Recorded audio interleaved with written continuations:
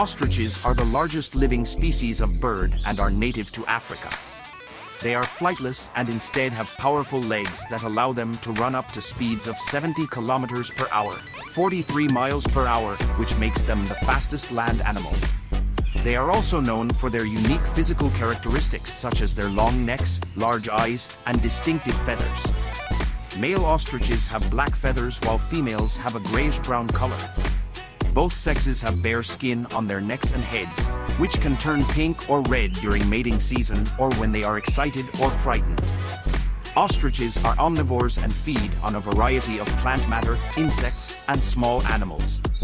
They have a unique digestive system with 4 compartments in their stomach, which helps them extract as much nutrients as possible from their food. In addition to their impressive physical attributes, ostriches have also been farmed for their meat, eggs, and feathers. Ostrich farming is becoming increasingly popular, particularly in South Africa, where ostrich meat is considered a delicacy.